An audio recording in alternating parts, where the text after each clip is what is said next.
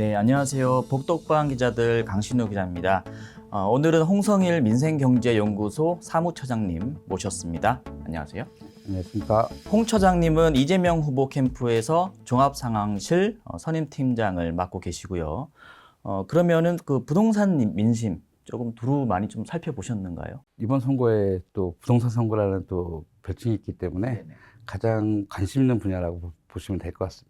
이재명 후보의 부동산 정책 공약이 당내 경선 때와는 좀 180도 달라진 것 같다 이런 말씀이 있어요. 현 정부보다는 좀 더 센 그런 규제 정책이었는데 반시장주의다 이런 평가도 있습니다. 좀 바뀐 이유를 좀 알 수 있을까요? 경선 중에 발표한 정책 자체가 그 부동산 투기 억제, 뭐 투기 혁파, 그다음에 주택 중심으로 발표를 하다 보니까 다소 규제에 포커스가 맞춰진 것처럼 보일 수, 그런 또 오해를 할 수 있다고 생각하는데, 저희 공약의 대부분은 이제 주택 공급과 기본 주택들 이쪽에 맞춰져 있고, 지금 시점에서는 기존의 그 경선 때와 다르게 그 정책들을 구체화시키는 과정이 있어서 달라진 것이 아니라 그 경선 때의 공약을 구체화시키고 있다라고 이해해 주시면 좀 감사하겠습니다. 큰 틀은 공공 주도의 공급인데 구체화하는 과정에서 재개발이나 재건축에 대한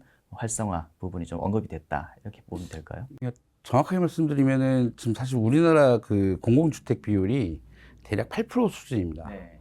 이게 OECD 평균이나 유럽 기준으로 보면 한 20% 정도가 돼야, 그러니까 보통 최소 15%는 돼야 공공주택이 가지는 집. 그러니까 지금은 공공주택에 살면 가난하고 못 사는 뭐 이런 뭐 빌라층 이런 것처럼 굉장히 안 좋은 인식들이 있는데, 이게 15%를 넘어가면 이제 하나의 그 주거 형태로 자리 잡게 되면서 자기 필요에 의해서 선택할 수 있는 그런 대체제 역할을 충분히 해낼 수가 있습니다. 그래서 그 15%를 높이기 위한 방안이 좀 급하다라는 다 보니까 포커스가 좀 거기에 맞춰 있던 거고요.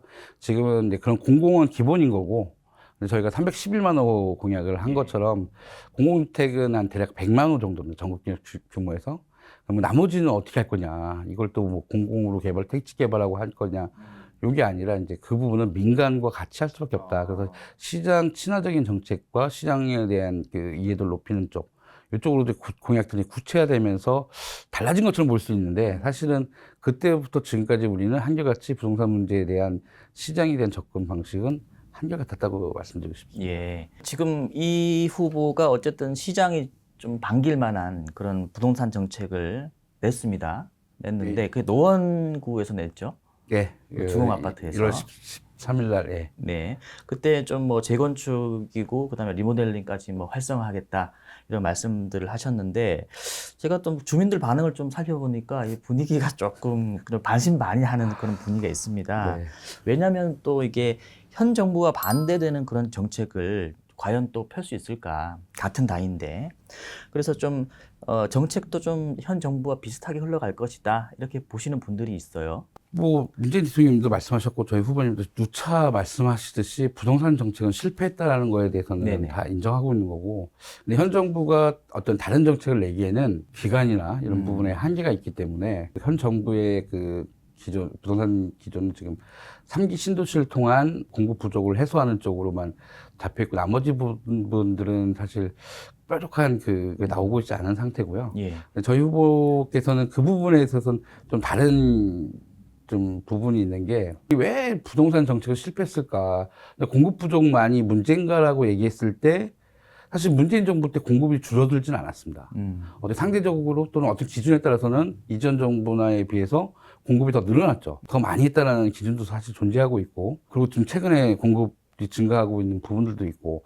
근데 왜 그런데 사람들은 부동산 정책을 실패했다고 하느냐에 대해서 딱 집어 말씀드리면, 사실 가려운 데는 따로 있는데 자꾸 엄한 데에 긁는 거죠. 그러니까 이게 옆에서 지켜보는 국민 입장에서 보면은 이게 뭐 사이드 없이 그냥 고구마 먹고 막 날개를 한 10개 먹은 듯한 이 답답함이 보이는 거죠. 예. 그래서 명쾌하진 않지만 불만이 갖는 거죠. 저희가 이제 311만 원 공약을 내세우면서도 제일 먼저 저희가 어떻게 보면 종부세나 이런 얘기 말고 부동산 정책에 관해서 1호가 나온 게 노원구에서 1월 13일 날 발표한 재개발, 재건축 제대로 하겠습니다라고 예. 하는 공약을 내세운 것도 그 측면에 있습니다. 지금 시장을 저희는 부동산 시장을 초신축 장세라고 보고 있거든요.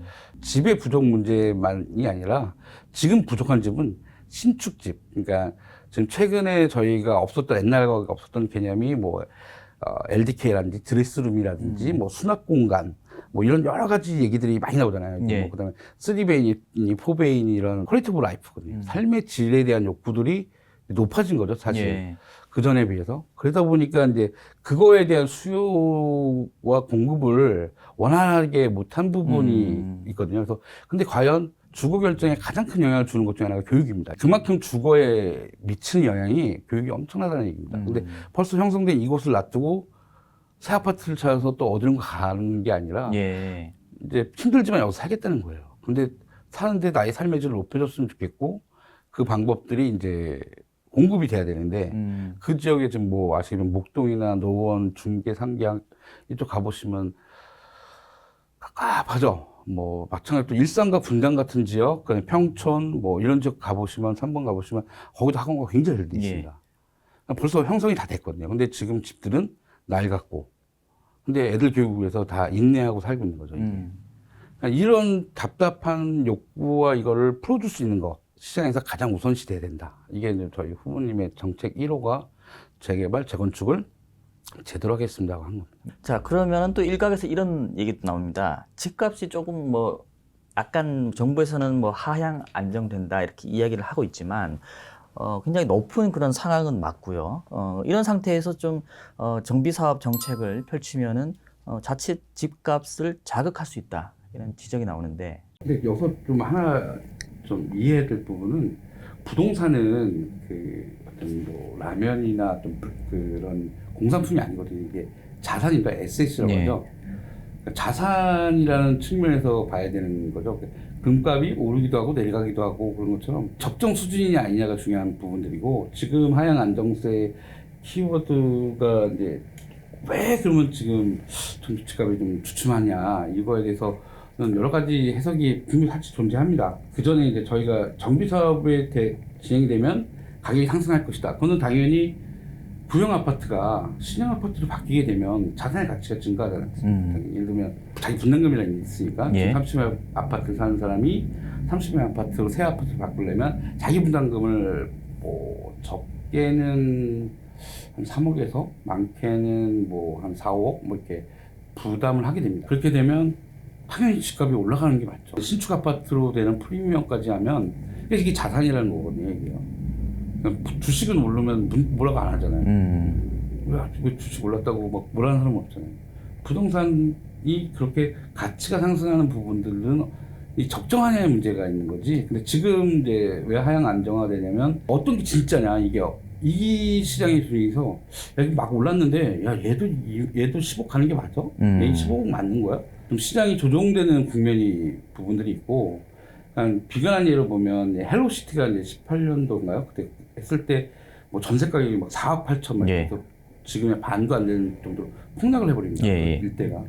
근데 그 일시적 현상이고 바로 시장이 이제 다 소화해내고 나니까 다시 또 올라가는 게 되죠. 지속적으로 공급이 돼야 된다. 이 얘기는 뭐냐면 시장이 예측 가능하냐 불확실하냐에 대한 이제 시장에서 가장 위험한 거는 불확실성의 증가입니다. 이 수요가 예측되지 않고 공급이 예측되지 않으면 이제 공포 심리가 되는 거죠. 나도 지금 사야 되는 거 아니야? 안 사면 안 되는 거 아니야? 뭐 이렇게 되는 공포감들, 이걸 없애겠다는 게 저희 후보님의 주요 정책입니다. 이게 이제 저희 그 정책 부분, 그 전략 부분들이 그러니까 그 전에 안전에서 생활 진단, 안전 진단이 아니라 생활 진단으로 주거 환경 중심으로 이 패러다임을 바꾸게 되면 시장의 그 공급에 대한 예측성이 높아지고, 그럼 시장의 불확실성을 해소가 된다면 여기에 아파트가 계속 공급된대 저기도 되고 내년엔 이렇게 늘고 한다고 예측이 되면 자연스럽게 그 투기 수요가 억제될 수밖에 없습니다. 투기는 사실 공포나 어떤 불확실성을 갖고 이제 가는 거기 때문에 그걸 저희는 억제하게 할 자신감을 갖고 있습니다. 이 후보 캠프에서는 그 정비 사업으로 인한 집값 급등, 단기적인 급등이 있음에도 불구하고 그래도 조금 장래에 시장의 어떤 그 확실성, 예측 가능성을 주기 위해서는 정비 사업이 필요하다. 이러한 기조를 갖고 계신 거네요. 자, 그러면은 지금 이제 이 후보 캠프에서는 현 시점에서의 부동산 시장 좀 어떻게 좀 진단을 하고 있을까요? 지금 부동산 시장 아까 전에 초신축 장세라고 말씀드린 거와 또 예. 같이 뭐냐면 한 예로 이제 그 서울 지역과 서울시 인구가 지난 10년 동안에 150만 명이 감소를 했어요. 근데 가구 수는 증가를 했습니다. 보통 150만 명이 감소하게 되면 가구 수가 대략 한 70만, 뭐 60만 이상 정도 감소가 돼야 되는 게 정상인데 수가 늘어났죠. 뭐 여러 가지 이유가 있겠죠. 뭐 어떤 뭐 세대 분리라든지 1인 가구의 증가, 뭐 이혼의 증가 여러 가지 이런 식으로 해서 많은 이제 가구수 증가 요소들이 있긴 하지만 이런 증가 요소들에 의해서 집값에 대한 집에 대한 수요는 계속 늘어나는 거죠. 최근에 보시면 주변에 이렇게 괜찮은 원룸들, 이제 구형 원룸이 아니라 시형 원룸들, 예. 원룸들이 많이 지어지는 걸 보면 그 1인 가구의 증가나 이런 것들을 많이 볼 수 있는 것처럼 근데 이렇게 수요가 계속적으로 인구가 감소하는데 증가했다는 얘기입니다. 근데 이 인구가 또 어디 갔냐면 경기 도로 많이 갔죠. 예. 그러니까 그런데도 불구하고 자가 보유율은 계속 떨어지는 거죠. 근데 재밌는 건 이 현상이 가구수 증가가 줄어들고 있어요. 2024년을 기점으로 감소 추세로 변화가 됩니다. 통계청 자료를 이제 기반해서 설명을 드리는 건데 대부분은 비슷하게 그 추세를 맞고 있는 중이고요. 분명하게 드라마틱하게 감소되는 시점은 2028년, 24년부터는 감소 추세로 가기 때문에 현재 수요의 감소가 예측이 되는 상황이고 그래서 이렇게 되면 주택의 그것들이 수요와 공급에서 공급자 위주가 아니라 이제 수요자 위주로 좀 전환이 될 거라고 예상을 하고 그렇게 되면 삶의 질 이쪽으로 이제 좀 변화가 올 것 같다라고 예. 봅니다. 그래서 조물주 위에 있는 건물주 중심의 어떤 임대시장이 또 예를 들면 임차인 중심으로 바뀔 수도. 이게 주도권이 바뀌는 시점도 긴 얘기긴 한데 그런 부분, 그럼 예를 들어서 주택시장도 마찬가지로 구매자가 중심이 되는 공급자가 아니라 구매자가 중심이 되는 시장으로 바뀔 수 있는 예. 그런 게 저희는 한 3년? 2024년, 예. 2, 3년 내에 올 거라고 예상하고 있고 네. 최근 그 재건축 재개발 규제 완화를 통해서 도심 내 주택 공급을 통해 집값 안정화를 좀 달성하겠다 이런 정책 공약, 기조의 공약을 냈는데 구체적으로 좀 나열을 좀 해주시겠어요? 저희가 생각하는 부분들은 약간 이런 부분에서는 패스트트랙 정책을 좀 가져가지 않겠냐. 그러니까 패스트트랙이라는 게 무슨 빨리 해준다는 개념만은 아니고 일정한 요건이 되면 바로 시행되는. 여기 이제 패스트트랙의 본뜻이거든요. 사실 패스트트랙이 대충 원론상 대충 하고 빨리 넘어가고 이게 아니라 요건을 정해놓고 요건에 충족이 되면 즉시 시행되는. 이 재건축이 이제 지체되고 이런 것이 꼭 이제 인허가만의 문제는 아니니까 요거에 대한 관리 감독을 좀 강화하겠다는 것도 저희 정책 중에 하나다. 그래서 뭐 어떤 부정부패 비리 같은 것들에 대해서 엄선하고 어떤 관리라든지 그런 부분은 저희들 역할을 좀 하겠다는 거고 그 외에 이제 요건이 되면 빠르게 진행하겠다는 거고. 지금은 재건축 요건이 연한이 30년인데 뭐 혹시 또 요건이 되면이라 해서 또 40년 늘리고 그런 건 아니겠죠? 재건축으로 갈 수밖에 없어요. 이 신도시 정책은 그 아파트는 전부 다 투베이로 지었습니다. 투베이로 지으면 어떤 현상이 생기냐면 리모델링이 안 돼요. 구해종지에 보면 한번 나왔던 아파트가 있어요. 리모델링한 아파트인데 특히 20평대 아파트는 리모델링이 안 됩니다. 투베이. 되게 폭이 좁아서 엄청 길게 나옵니다. 그래서 거기서는 마치 방송에서 이렇게 신기한 공간이 있어요 라고 이렇게 나왔어요. 한 두세 평 정도 공간이 말도 안 되는 공간이 나왔는데 예. 이렇게 방송이니까 뭐 욕할 수는 없잖아요. 뭐 이딴 공간이 있어 이렇게 예. 말을 못하고 그냥 신기합니다 하고 넘어갔는데 리모델링이 그만큼 어렵다는 얘기입니다. 30평대도 투베이면 구조가 굉장히 길어집니다. 폭이 좀 넓어져서 그래도 좀 가능하다고 보는데 쓸데없는 공간이 많이 발생하게 되고요. 40평대는 더 심해집니다. 물론 이제 거의 40평대는 48평형은 3B가 나오긴 하는데 예. 구조가 애매하죠. 세대 분리를 시켜기도 애매하고 그 집을 늘리는 것도 애매하고 특히 20평대는 최악입니다. 리모델링이 아예 안 된다고 보시면 돼요. 과연 살만한 집인지는 출입구 만들고 아파트 이제 복도식이 아니라 이제 이렇게 개선하면 최악이 되죠. 그리고 용적률을 더 준다고 한들 지금 구도에서 올라가거나 수직 증축하도 모양이 아니에요. 비용이 이제는 또 얼마 차이 안 납니다. 재건축 비용이 옛날에는 거의 뭐 2배 이상 나고 그랬는데 이제는 큰 차이가 안 납니다. 평당 한 200~300만 원 차이, 300만 원 차이라고 한다고 하면 보통 이제 재건축이 1000만 원 정도를 평균으로 잡고 있는데 리모델링은 한 600만 원대, 700만 원대 나오거든요. 한 300만 원이면 33평 기준으로 하면 한 1억 정도밖에 차이가 안 나요. 근데 리모델링 아파트를 살래?